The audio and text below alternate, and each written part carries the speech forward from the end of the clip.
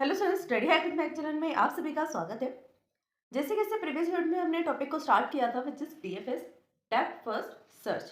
Depth first search algorithm जो है brute force search का ही एक टाइप है, जिसके अंदर हम डेप्थ वाइज सर्च करते हैं। जितना डीपर हम सर्च कर सकते हैं उतना डीप सर्च करते हैं, ठीक है। फिर हम बैक ट्रैक करते हैं और सेकंड वाले सब ट्री पर मूव ऑन करते हैं। इसके अंदर साथ साथ हमने एल्गोरिदम भी देखा था उसका। आज इसका थोड़ा सा हम प्रीव्यू लेंगे एल्गोरिदम का और कुछ time complexity, advantage, disadvantage plus one example को हम यहाँ पर डिस्कस करेंगे। तो चलिए वीडियो को स्टार्ट करते हैं और देखते हैं डीएफएस एल्गोरिदम का बचा हुआ पार्ट। फर्स्टली ये जो एल्गोरिदम है ये हमने कल भी डिस्कस किया था लास्ट वीडियो में। जो प्रीवियस वीडियो थी उसमें भी एल्गोरिदम को डिस्कस किया गया था। आज इसका थोड़ा सा प्रीव्यू लेंगे क्योंकि एल्गोरिदम पर ही बेस करता है जितना भी आगे आपको एग्जाम्पल होगा। देखो, सबसे पहले आप यहाँ पर क्या करते हो एल्गोरिदम में, put the initial node of a list start. अब यहाँ पर स्टार्ट जो है और list plus initial node, three ही वर्ड्स है, इनिशियल नोड, लिस्ट और स्टार्ट। यहाँ पर कंफ्यूज होने की नीड नहीं है। सबसे फर्स्ट जो लिखा हुआ है लिस्ट और स्टार्ट, ये लिस्ट और स्टार्ट क्या है? ये लिस्ट और स्टार्ट नहीं है, ये लिस्ट का नेम ही है स्टार्ट, ठीक है। जैसे हम डेटा स्ट्रक्चर में यूज करते हैं लिस्ट डेटा स्ट्रक्चर, आपने डेटा स्ट्रक्चर में पढ़ा होगा टॉपिक लिस्ट डेटा स्ट्रक्चर। यहाँ पर हम जो लिस्ट यूज करेंगे उस लिस्ट का नेम है यहाँ पर स्टार्ट। वन कंफ्यूजन दूर हुई कि यहाँ पर हम एक लिस्ट ले रहे हैं, उस लिस्ट का नाम हम रख रहे हैं स्टार्ट, ठीक है। अब इनिशियल नोड, इनिशियल नोड क्या होता है? हमने प्रीवियस वीडियो में डिस्कस किया था। इनिशियल नोड क्या होता है? रूट नोड, जो सबसे टॉप में नोड होता है जिसका कोई पेरेंट नोड नहीं होता, ठीक है। जिसका जो कोई पेरेंट नोड नहीं है और वो टॉप में है उसको हम रूट नोड बोलते हैं। रूट इसलिए बोला जाता है क्योंकि जितना का ट्री है, बचा हुआ ट्री है, वो सब उसी पे डिपेंड करता है। अगर ट्री के अंदर रूट नोड नहीं होगा तो ट्री भी नहीं बन सकता। रूट नोड जो है कंपल्सरी है। फिर अब उसने क्या कहा इस लाइन में कि इनिशियल नोड जो है यानी कि रूट नोड जो है वो आपको पुट करना है लिस्ट में। और कौन से लिस्ट में? जिस लिस्ट का नेम है स्टार्ट। समझ में आया? रूट नोड को आपने कहां पर पुट करना है? स्टार्ट में। फिर आप चेक करोगे नेक्स्ट स्टेप पर आकर कि जो भी आपने अभी लिस्ट बनाई है उस लिस्ट के अंदर आपने रूट नोड को डाल दिया, ठीक है। सेकंड पर आप ये चेक करोगे कि जो लिस्ट आपने बनाई है क्या वो एम्प्टी है। अगर एम्प्टी होगी इसका मीनिंग क्या है? लिस्ट अभी भी आपकी एम्प्टी है तो इसका मीनिंग क्या है कि रूट नोड है ही नहीं ट्री के अंदर, है ना। कि रूट नोड आपने बनाया ही नहीं है ट्री के अंदर। अगर रूट नोड नहीं है तो आगे फर्दर ट्री भी नहीं है, तो ट्री है ही नहीं। टोटल मिला के क्या हुआ कि ट्री नहीं है। अब ट्री नहीं है तो आप सर्च कैसे करोगे पाथ को? ट्री ही नहीं है तो सर्चिंग का तो कोई मायने ही नहीं है ना बीच में। और दूसरा क्या हो सकता है इसकी कंडीशन? पहले तो ये होगी कि जो स्टार्ट है, जो लिस्ट है आपकी वो एम्प्टी है। अगर एम्प्टी है तब आप यहीं पर स्टॉप कर दो, जब कुछ है ही नहीं तो सर्च क्या करोगे? दूसरा, जो आपने नोड, रूट नोड स्टार्ट नाम की लिस्ट में डाला है, क्या वही आपका गोल नोड है? यानी कि रूट नोड ही आपका गोल नोड है, तब भी आप स्टॉप कर दोगे, ठीक है। रूट नोड अगर गोल नोड है या फिर आपकी जो लिस्ट है वो एम्प्टी है, देन आपको प्रोसेस वहीं पर टर्मिनेट करना है, क्योंकि आगे फर्दर मूव करने का कोई इसका बेनिफिट नहीं होगा। सीधी सी बात है, आपको गोल मिल गया, आप स्टॉप कर रहे हो, या फिर लिस्ट ही नहीं है तो आप इसके अंदर ट्रैवर्स करोगे, है ना। अगर ये दोनों चीज ही नहीं है, दोनों कंडीशन फॉल्स हो जाती है, एम्प्टी भी नहीं है और गोल नोड भी नहीं है, फिर आप नेक्स्ट में मूव करोगे।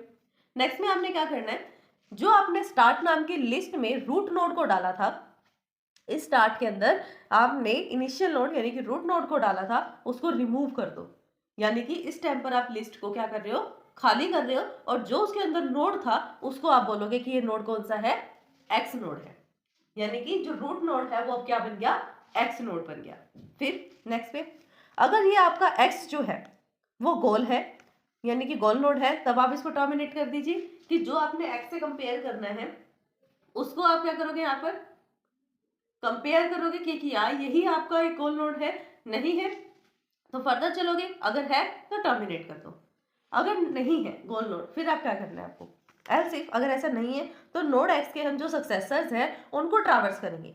यानी कि अगर आप अभी पेरेंट पर हो तो उसके चाइल्ड्स को एक्सप्लोर करो, चाइल्ड्स को देखो कि कौन से चाइल्ड्स हैं और उन सभी चाइल्ड को ऐड करते रहो उस लिस्ट के अंदर जिसको आप ट्रैवर्स कर रहे हो, ठीक है। फिर गो टू स्टेप नंबर 2, वापस से चेक करेगा क्या लिस्ट एम्प्टी है या फिर आपको गोल नोड मिल गया। फिर सेम स्टेप जो है रिपीट होते रहेंगे। ये थी इसकी एल्गोरिथम। अब देख, ये है एडवांटेजेस किसकी? डीएफएस की। डीएफएस के एडवांटेजेस क्या है? इन दिस सर्च यानी डीएफएस सर्च में क्या होता है? Memory requirement only the linear, memory की रिक्वायरमेंट लीनियर होती है, यानी कि आपको डबल साइडेड या फिर मल्टीपल एरे वाला जो कंसेप्ट है वो यूज नहीं करना पड़ता। एक सिंगल लिस्ट का यूज करके ही आप पूरे के पूरे डेटा स्ट्रक्चर को मेंटेन कर लेते हैं। ठीक है, लिस्ट में पॉइंटर्स का यूज होता है। In this search the memory requirement only the linear, यहाँ पर जो मेमोरी की रिक्वायरमेंट रहेगी वो सिर्फ और सिर्फ लीनियर की रहेगी with the respect of search graph. जो भी आप जिस भी ग्राफ पर आप उसको यूज कर रहे हैं या इंप्लीमेंट कर रहे हैं। क्यों रहेगा ऐसा, रीजन क्या है? The reason is that algo only lead to store the node on the path from the root and the current node। यहाँ पर आपको सिर्फ रूट नोड से लेकर और अपने करंट नोड तक, जहां पर अभी आप हो, रूट नोड से लेकर करंट नोड तक क्या रहता है, उसको पाथ डिसाइड करना पड़ता है। और वो पाथ किसके ऊपर बेस करता है? नोड्स पे, जिसको हम ट्रैवर्स करते हैं। तो सिर्फ एक नोड्स को मैनेज करने के लिए वो एक लिस्ट का यूज कर रहा है, जो कि एक लीनियर लिस्ट है, डबल लिंक लिस्ट नहीं है, नॉर्मल लिस्ट है। तो उसका यूज किया जा रहा है पाथ को सेव करके रखने के लिए कि फर्स्ट नोड हमने क्या ट्रैवर्स किया था, सेकंड हम किस पाथ पे गए, तो वो एक पाथ बन जाएगा। जैसे आप फर्स्ट नोड से सेकंड नोड पर जाओगे, आपको वो सही लगा नोड कि इस वाले नोड में कॉस्ट कम लग रही है, ये इफिशिएंट है, अच्छा जो है आपको गोल नोड जल्दी प्रोवाइड करेगा और कम कॉस्ट पर करेगा, तो उसको आप पाथ को जो है मार्क कर देते हो कि ये आपका पाथ डिसाइडेड हो गया। तो जितने भी आप पाथ डिसाइड करते हो वो एक लिस्ट में जाकर ऐड हो जाते हैं। In the depth first search find the solution without exploring in much. Depth first search में हम ज्यादा एक्सप्लोर नहीं करते, यहाँ पर हम पूरी विड्थ को एक्सप्लोर नहीं करते। बहुत टाइम ऐसा भी हो जाता है कि आपका जो लेफ्ट वाला सब ट्री है वही इतना डीप है कि उसी लूप में फंस कर रह जाता है आपका पॉइंटर, आपका जो मेमोरी है वो उस लूप में फंस कर रह जाता है, राइट वाले साइड की तो बारी नहीं आती। ठीक है, फिर भी यहाँ पर क्या है, ज्यादा टाइम नहीं लगता है इसको प्रोसेस करने में, क्योंकि ये एक ही सीध में चलता रहता है, उसको बार बार जंप नहीं करना पड़ता अलग अलग ब्रांचेस पे। डिसएडवांटेज क्या है इसकी? अब there is the possibility that is may go down with the left most part forever. ये लेफ्ट वाले से स्टार्ट करता है फिर राइट पर जाता है, अगर लेफ्ट वाला ही ज्यादा डीपर होगा तो ये उसी में रहेगा, वापस से वही इनफाइनाइट लूप में ये फंसकर रह जाएगा, फाइनाइट ग्राफ भी इनफाइनाइट बन जाएगा उसके लिए।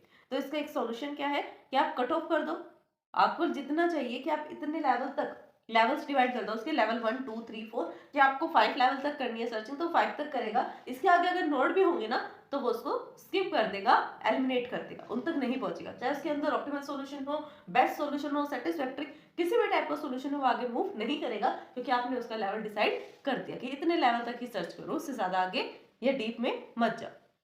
It is not guarantee to find the solution. DFS में कोई गारंटी नहीं होती कि आपको जो है सॉल्यूशन मिलेगा ही मिलेगा। क्यों? क्योंकि ये एक ही साइड में अगर फंस के रह गया, एक ही लूप में फंस के रह गया, तो सेकंड टाइप पे नहीं जाएगा, सेकंड वाला जो ट्री है वो ऐसे ही रह जाएगा। इसलिए यहाँ पर कोई गारंटी नहीं होती कि आपको सॉल्यूशन मिलेगा, बेस्ट ऑप्टिमल सेटिस्फैक्टरी किसी भी टाइप का सॉल्यूशन मिलेगा, कोई गारंटी नहीं।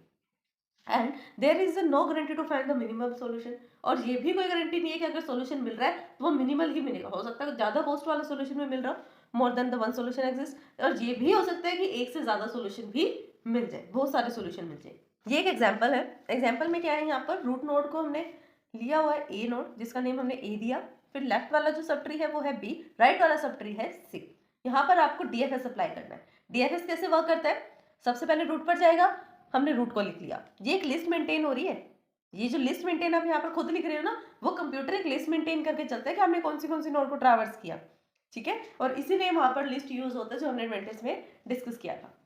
सबसे पहले रूट पर जाएगा, रूट क्या है आपका ए से आप फर्दर लेफ्ट साइड पे मूव करते हो पहले, फिर राइट पे आओगे, तो पहले लेफ्ट पे चलते हैं।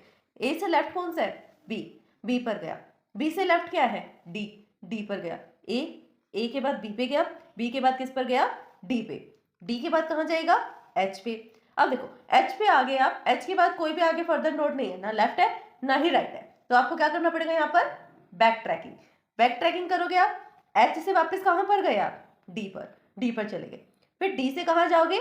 आई पर, आई के आगे भी कोई नोड नहीं है, ये भी एक लीफ नोड है, वापस से आप डी पर जा रहे हो, डी पर गए, डी से आपने वापस बैक ट्रैक किया बी पर, ओके बी पर गए, अब बी का ही जो राइट है उस पर जाएंगे, बी के राइट पर हम गए, फिर इसके आगे फर्दर नोड्स हैं, हम जा सकते हैं आगे, तो लेफ्ट में जाएंगे पहले, ई का लेफ्ट है जी, ठीक है, जे पर हम गए, वापस बैक ट्रैक किया क्योंकि नीचे लीफ नोड है, कुछ नोड्स नहीं है आगे, तो हमें बैक ट्रैकिंग करनी है, बैक ट्रैकिंग करके हम ई पर गए, ई से हम कहाँ पर पहुंच गए? के पर, के ही हमारा क्या था? गोल नोड, यहाँ लिखा हुआ ना गोल स्टेट कहाँ पर है हमारा?